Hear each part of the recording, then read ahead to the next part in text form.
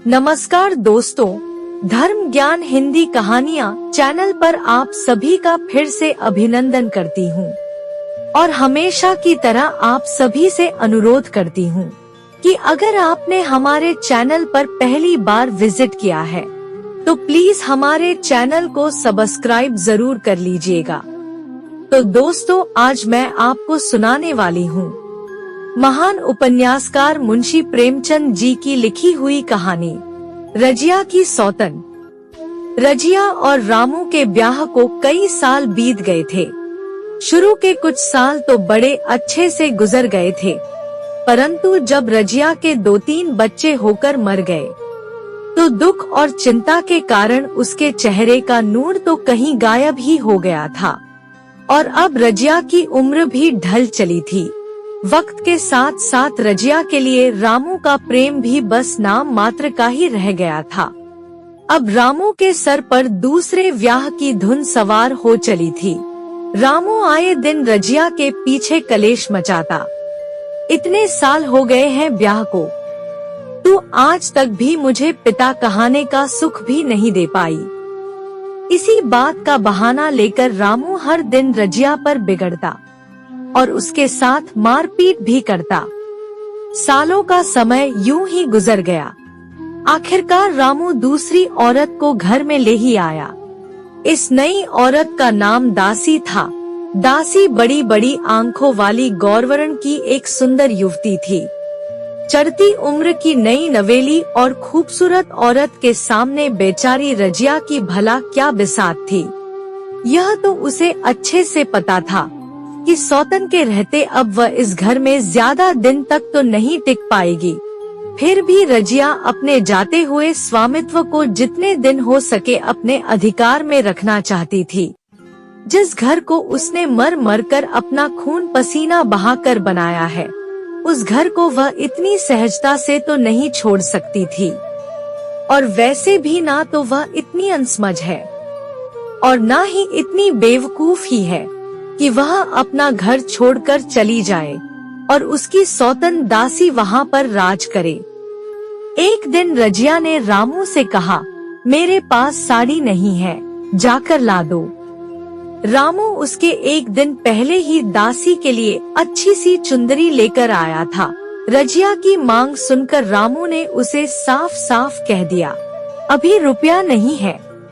रजिया को साड़ी की तो उतनी चाह भी ना थी जितनी चाह रामू और दसिया के आनंद में विघ्न डालने की थी। वह तुरंत ही बोली, रुपए नहीं थे तो कल अपनी चहेती के लिए चुंदरी कहाँ से खरीद लाए। चुंदरी के बदले उसी दाम में 2 साड़ियाँ लाते तो एक मेरे काम ना आ जाती। रामू ने चिढ़कर कहा, मेरी इच्छा, मैं जो चाहूँगा वही करूँगा। तू मुझे बोलने वाली कौन होती है? अभी उसके खाने खेलने के दिन हैं। तू चाहती है मैं उसे अभी से नून तेल की चिंता में डाल दूं? यह मुझसे न होगा। तुझे ओढ़ने पहनने की साध है तो काम कर। भगवान ने क्या हाथ पैर नहीं दिए। पहले तो आधी रात उठकर काम धंधे में लग जाती थी, अब दसिया की पैद से तू पहर दिन तक पड़ी रहती है तो रुपए क्या आकाश से गिरेंगे? मैं तेरे लिए अपनी जान थोड़े ही दे दूंगा। रजिया ने कहा, तो क्या मैं उसकी नौकर हूँ कि वह रानी की तरह पड़ी रहे और मैं घर का सारा काम करती रहूं? इतने दिनों छाती फाड़कर काम किया, उसका यह फल मिला मुझे, तो अब मेरी बला काम करने आती है। रामू ने कहा, यह मेरा घर है, यहाँ मैं जैसे रखूंगा वैसे ही तुझे रहना पड़ेगा। रजिया ने भी कह दिया, मेरी इच्छा होगी तो यहाँ रहूंगी, नहीं तो अलग हो जाऊंगी। जो तेरी इच्छा हो तू करती रह, पर मेरा गला छोड़। रजिया बोली, अच्छी बात है, आज से तेरा गला छोड़ती हूँ, समझ लूंगी विधवा हो गई। रामू दिल में इतना तो समझता था कि यह गृहस्थी रजिया की ही जोड़ी हुई है। चाहे उसके रूप में उसके लोचन विलास के लिए आकर्षण भले ही ना हो, संभवत कुछ देर के बाद जाकर वह रजिया को मना लेता, पर उसकी नई दुल्हन दासी भी कूटनीति में कुशल थी। उसने तुरंत ही गरम लोहे पर चोटें जमाना शुरू कर दी। घर में घुसते ही वह रामू से बोली, आज देवी जी किस बात पर बिगड़ रही थी? रामू ने उदास मन से कहा, तेरी चुंदरी के पीछे रजिया महाभारत मचाए हुए है। अब कहती है अलग रहूंगी। मैंने भी कह दिया, तेरी जैसी इच्छा हो वैसा कर। दसिया ने आंखें मटका कर कहा, यह सब उसके फालतू के नखरे हैं, ताकि हम जाकर उसके हाथ पांव जोड़े और मनावन करें। तुम चुपचाप बैठे रहो, 2-4 दिन में आप ही गर्मी उतर जाएगी। तुम कुछ बोलना नहीं, वरना उसका मिजाज और आसमान पर चढ़ जाएगा। रामू ने गंभीर भाव से कहा, दासी तुम जानती नहीं हो वह कितनी घमंडिन है। वह मुंह से जो बात कहती है उसे करके ही छोड़ती है। रजिया को भी रामू से ऐसी कृतघ्नता की आशा न थी। अब वह पहले जैसी सुंदर नहीं है, इसलिए रामू को अब उससे प्रेम नहीं है। पुरुष चरित्र में यह कोई असाधारण बात तो ना थी, लेकिन रामू उससे अलग रहेगा, इस बात का उसे कतई विश्वास न आता था। इस घर को उसने पाई पाई जोड़कर बनवाया था। गृहस्थी भी उसी की जोड़ी हुई है, अनाज का लेन देन भी उसी ने शुरू किया था।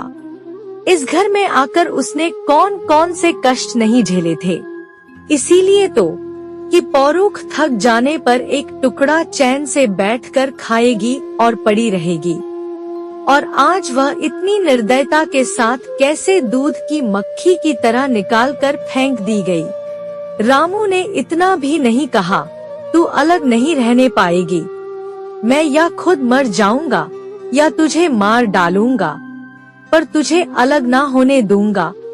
तुझसे मेरा ब्याह हुआ है, कोई हंसी ठट्ठा नहीं हुआ।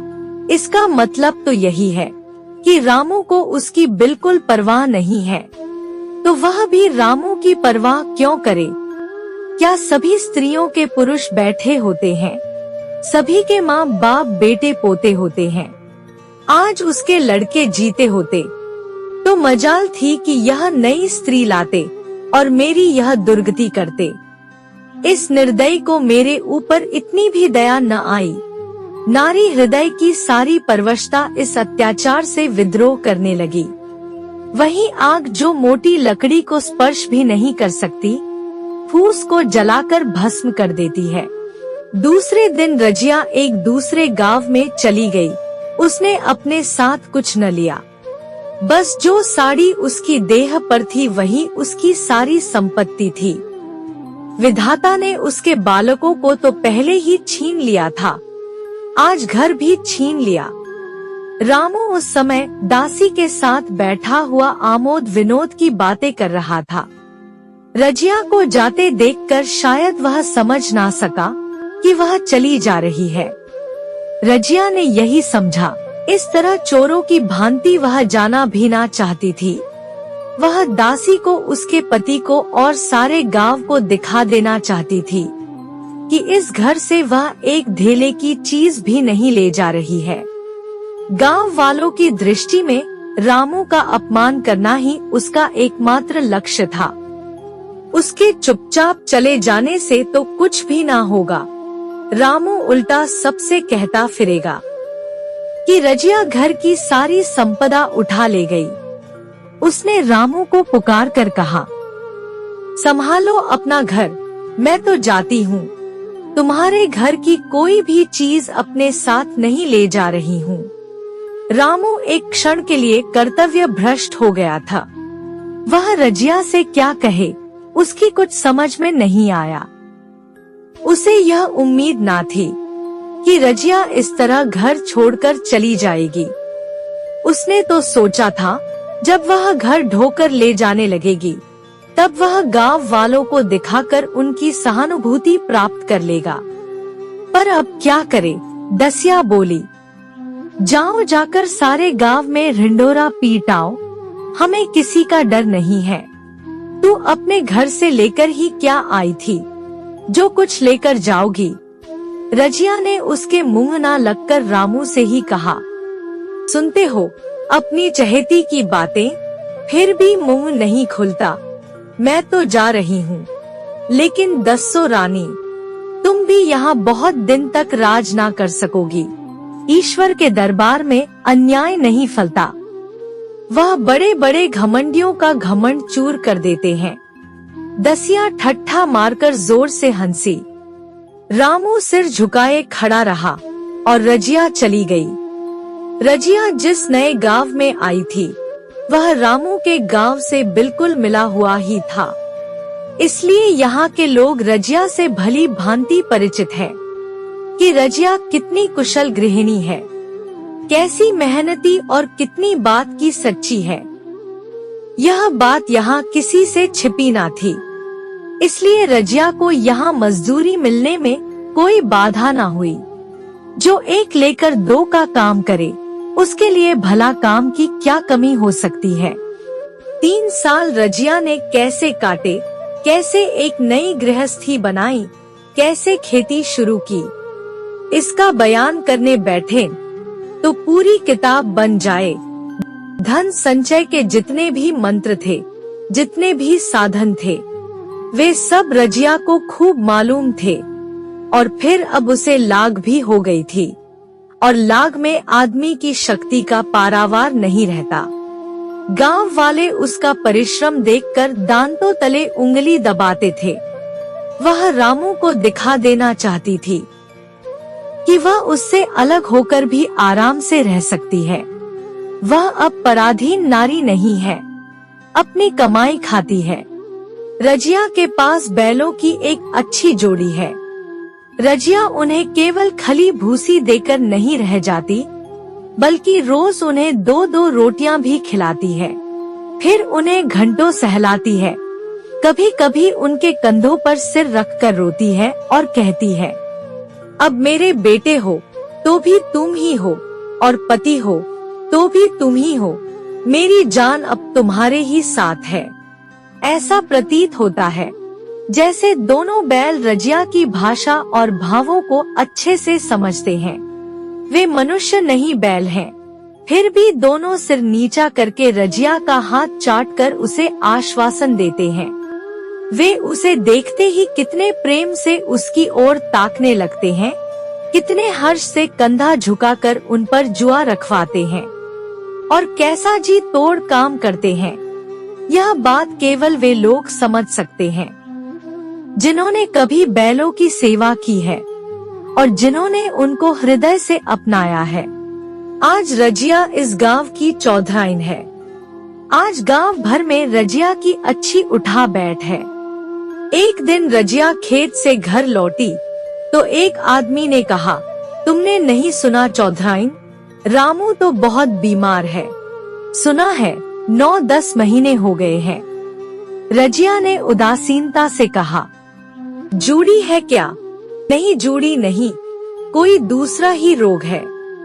बाहर खाट पर पड़ा था। मैंने पूछा, कैसा जी है रामू? तो रोने लगा, बुरा हाल है। घर में एक पैसा भी नहीं जिससे उसकी दवा दारू करा ले। दसिया के एक लड़का हुआ है। वह तो पहले भी काम धंधा ना करती थी, और अब तो वह लड़का वाली है, कैसे काम करने जाए। काम धंधे की सारी मार तो रामू के सिर जाती है। फिर पहनने को गहने भी चाहिए।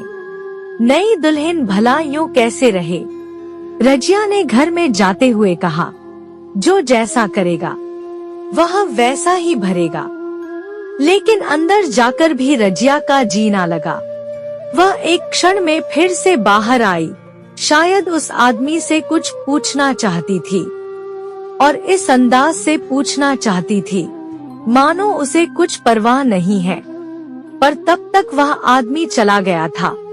रजिया ने पूरब पश्चिम जाकर देखा, पर वह कहीं ना मिला। तब रजिया अपने द्वार की चौखट पर बैठ गई। उसे अपने कहे हुए वे शब्द याद आए जो उसने 3 साल पहले रामू के घर से चलते समय कहे थे। उस बखत जलन में उसने वह शाप दिया था, पर अब उसे वह जलन ना थी, समय ने उसे बहुत कुछ शांत कर दिया था। रामू और दासी की दीन अवस्था अब ईर्ष्या के योग्य नहीं बल्कि दया के योग्य थी। उसने सोचा, रामू को 10 महीने हो गए हैं तो अवश्य ही उसकी दशा अच्छी तो ना होगी। कुछ ऐसा मोटा ताजा तो पहले भी ना था वह, पर इस लंबी बीमारी ने तो बिल्कुल ही घुला डाला होगा। फिर इधर खेती बाड़ी में भी टोटा ही रहा, खाने पीने को भी तो ठीक से कुछ ना मिला होगा। पड़ोस की एक स्त्री ने आग लेने के बहाने आकर पूछा, सुना है रामू बहुत बीमार है, जो जैसा करेगा वैसा पाएगा। तुम्हें कितनी बेदर्दी से घर से निकाला था, ऐसे तो कोई अपने बैरी को भी ना निकालेगा। रजिया ने उसे टोका, नहीं दीदी, ऐसी बात ना थी, वे बेचारे तो कुछ बोले ही नहीं। जब मैं घर से निकलकर चली तो सिर झुका लिया। दसिया के कहने में आकर वह चाहे जो कुछ कर बैठे हों, यूं तो उन्होंने मुझे कभी कुछ नहीं कहा। मैं बिना वजह किसी की बुराई क्यों करूं? और फिर कौन मर्द ऐसा है जो औरतों के बस नहीं हो जाता? दसिया के कारण उनकी यह दशा हुई है। फिर तो पड़ोसन ने आग भी ना मांगी और मुंह फेर कर चली गई। रजिया ने कलसा और रस्सी उठाई और कुएं पर पानी खींचने गई। बैलों को सानी पानी देने का समय हो गया था, पर रजिया की आंखें तो उस रास्ते की ओर लगी हुई थी जो रास्ता रामू के गांव को जाता था। कोई उसे बुलाने अवश्य आ रहा होगा।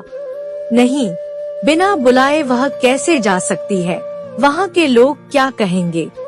आखिर दौड़ी आई ना, मगर रामू तो अचेत पड़ा होगा। 10 माह थोड़े तो नहीं होते, उसकी देह में होगा भी क्या? रामू को कुछ हो गया तो फिर उसे कौन बुलाएगा? दसिया को तो गरज क्या पड़ी है, वह तो कोई दूसरा घर कर लेगी। जवान है, उसके लिए तो 100 गाहक निकल आवेंगे। अच्छा, वह आ तो रहा है। हाँ, आ रहा है। कुछ घबराया सा जान पड़ता है। कौन आदमी है? इसे तो कभी उस गांव में नहीं देखा, मगर उस वक्त से मैं कभी वहाँ गई भी तो नहीं। 2-4 नए आदमी आकर बस ही गए होंगे। बटोही चुपचाप कुएं के पास से निकला। रजिया ने कलसा कुएं की मुंडेर पर रखा और उसके पास जाकर बोली, तुम्हें रामू महतो ने भेजा है ना? अच्छा तो चलो घर, मैं भी तुम्हारे साथ ही चलती हूँ। फिर अचानक ही बोली, अरे नहीं, अभी तो मुझे कुछ देर है, अभी तो बैलों को सानी पानी देना है, फिर घर में दिया बत्ती भी करनी है। मैं तुम्हें कुछ रुपए दे देती हूँ, जाकर दसिया को दे देना और उससे कह देना कोई काम हो तो बुला भेजे। वह बटोही भला रामू को क्या जाने, वह तो किसी दूसरे गांव का रहने वाला था। रजिया की बात सुनकर पहले तो वह चकराया, फिर सारी कहानी समझ गया। वह चुपचाप रजिया के साथ चला गया और रुपए लेकर चलता बना। चलते चलते रजिया ने पूछा, अब क्या हाल है उनका? बटोही ने अटकल से कहा, अब तो कुछ संभल रहे हैं।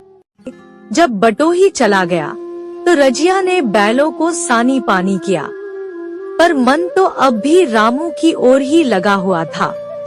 एक बार जब वह बीमार पड़ी थी, रजिया को वह बात याद आई। 10 साल हो गए, वह कैसे रात दिन उसके सिरहाने बैठा रहता था, खाना पीना तक भूल गया था। उसके मन में ख्याल आया, क्यों न चलकर ही देख आऊं। फिर सोचा, रहने दूं, कोई क्या कहेगा। अगले ही पल सोचा, किसका मुंह है जो कोई मुझे कुछ कहेगा। चोरी करने तो नहीं जा रही हूँ, उस आदमी के पास जा रही हूँ जिसके साथ 15-20 साल रही हूँ। दसिया जरूर मुझे देखकर नाक मुंह सिकोड़ेगी, उससे तो मुझे मतलब ही क्या। रजिया ने किवाड़ बंद किए, घर किसी मजूर को सहेजा। कुछ कांपती सी, कुछ झिझकती सी, क्षमा का दान लिए हुए रजिया रामू के गांव को चल दी। रामू को थोड़े ही दिनों में मालूम हो गया था कि उसके घर की आत्मा निकलकर चली गई, और वह चाहे कितना जोर करे, कितना ही सिर खपाए, उसमें स्फूर्ति नहीं आती। दासी सुंदरी थी, शौकीन थी, पर फूहड़ थी। जब प्रेम का नशा उतरा तो पैसे की किल्लत शुरू हुई।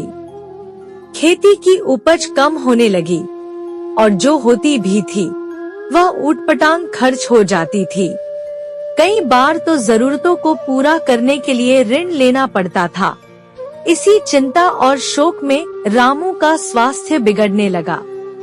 शुरू में कुछ परवाह ना की, परवाह करके वह करता भी क्या, घर में पैसे तो थे नहीं। घर की कंगाली ने बीमारी की जड़ और भी मजबूत कर दी थी, और आज 10-12 दिन से उसका दाना पानी भी छूट गया था। मौत के इंतजार में खाट पर पड़ा हुआ करा रहा था, और आज तो उसकी यह दशा हो गई थी जैसे कोई गीदड़ आगे का रास्ता बंद पाकर पीछे को ही भागता है। रजिया को याद करके वह बार बार रोता और दासी को हर समय कोसता रहता था। तेरे ही कारण मैंने उसे घर से निकाला था। रजिया मुझे छोड़कर क्या गई, मेरे घर की तो लक्ष्मी ही चली गई। मैं जानता हूँ अगर मैं अब भी उसे बुलाऊंगा तो वह दौड़ी चली आएगी, लेकिन बुलाऊं किस मुंह से। एक बार वह आ जाती और उससे अपने अपराध के लिए क्षमा मांग लेता, फिर खुशी से मरता। इसके अलावा तो अब मेरी कोई लालसा नहीं है। सहसा उसी समय रजिया ने आकर उसके माथे पर हाथ रखते हुए पूछा, कैसा जी है तुम्हारा? मुझे तो आज हाल मिला। रामू ने सजल नेत्रों से उसे देखा, पर कुछ कह न सका। दोनों हाथ जोड़कर उसे प्रणाम किया, पर हाथ जुड़े ही रह गए और आंखें उलट गई। लाश घर में पड़ी थी। रजिया रोती थी और दसिया चिंतित बैठी थी। घर में रुपए का एक धेला ना था, लकड़ी तो चाहिए ही। उठाने वाले भी जलपान करेंगे ही, और कफन के बगैर लाश उठेगी कैसे? 10 रुपए से कम का खर्च ना था। यहाँ घर में 10 पैसे भी ना थे। डर रही थी कि आज तो चौड़े में गहन आफत आ गई। ऐसे कीमती भारी गहने भी तो ना थे। किसान आदमी की बिसात ही क्या है, नाक कान के 2-3 जोड़े नग पड़े हैं। शायद इन्हें बेचकर 10 रुपए तो मिल ही जाएंगे, और तो हो ही क्या सकता है। उसने चौधरी के लड़के को बुलाकर कहा, देवर जी, यह बेड़ा कैसे पार लागे? गांव में कोई धेले का भी विश्वास करने वाला नहीं। मेरे गहने हैं, चौधरी से कहो इन्हें गिरवी रखकर आज का काम चला देवें। आगे भगवान मालिक है। चौधरी का लड़का बोला, रजिया से क्यों नहीं मांग लेती? सहसा रजिया अपनी आंखें पोंछती हुई आ निकली। उसके कान में कुछ भनक पड़ी तो पूछने लगी, क्या है जोखू, क्या सलाह कर रहे हो? अब मिट्टी उठाओगे कि सलाह की बेला है? हाँ, उसी का इंतजाम कर रहा हूँ। रुपए पैसे तो यहाँ होंगे नहीं, सब बीमारी में खर्च हो गए होंगे। इस बेचारी को तो बीच मझधार में लाकर छोड़ दिया। रजिया बोली, तुम लपक कर उस घर चले जाओ भैया, कौन सा ज्यादा दूर है। कुंजी लेते जाओ, मजूर से कहना भंडार से 50 रुपए निकाल कर दे। उससे कहना ऊपर की पटरी पर रखे हैं। वह तो कुंजी लेकर उधर गया। इधर दसिया रजिया के पैर पकड़कर रोने लगी। बहनापे के ये शब्द उसके हृदय में बैठ गए। उसने देखा रजिया में कितनी दया और कितनी क्षमा है। रजिया ने उसे छाती से लगाकर कहा, क्यों रोती है बहन? वह तो चला गया, पर मैं तो हूँ। तू किसी बात की चिंता ना कर। इसी घर में हम और तुम दोनों उसके नाम पर बैठेंगी। मैं वहाँ भी देखूंगी और यहाँ भी देखूंगी। कोई तुमसे गहने पाते मांगे तो मत देना। दसिया का जी होता था कि सिर पटक कर मर जाए। इस बेचारी को उसने कितना जलाया, कितना रुलाया और आखिर में घर से निकाल कर ही छोड़ा। आज घोर विपत्ति के समय में वही देवी बनकर चली आई है।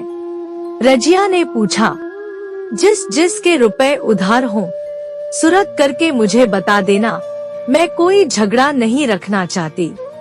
बच्चा दुबला क्यों हो रहा है? दसिया बोली, मेरे घर में दूध नहीं होता। तुम जो गाय छोड़कर गई थी वह तभी मर गई। यह दूध नहीं पाता, इसी से इतना कमजोर है। रजिया, हाय राम, बेचारा कतई मुरझा गया। मैं कल ही गाय लाऊंगी, सारी गृहस्थी ही उठा लाऊंगी। वहाँ क्या रखा है? लाश से उठी रजिया उसके साथ गई। दाह कर्म किया, फिर भोज हुआ। कोई 200 रुपए के करीब खर्च हो गए। किसी से मांगने ना पड़े। रजिया के इस त्याग ने दासी की आत्मा को झकझोर कर रख दिया। वह भोग विलासिनी अब सेवा की मूर्ति बन गई। आज रामू को मरे पूरे 7 साल हो गए हैं। रजिया पूरे घर को संभाले हुए है। अब वह दसिया को अपनी सौत नहीं बल्कि अपनी बेटी समझती है। पहले उसे पहनाकर तब आप पहनती हैं। पहले उसे खिलाकर बाद में आप खाती है। जोखू पढ़ने जाता है, उसकी सगाई की बातचीत पक्की हो गई है। इस जाति में बचपन में ही ब्याह हो जाता है। दसिया ने कहा, बहन गहने बनवा कर क्या करोगी?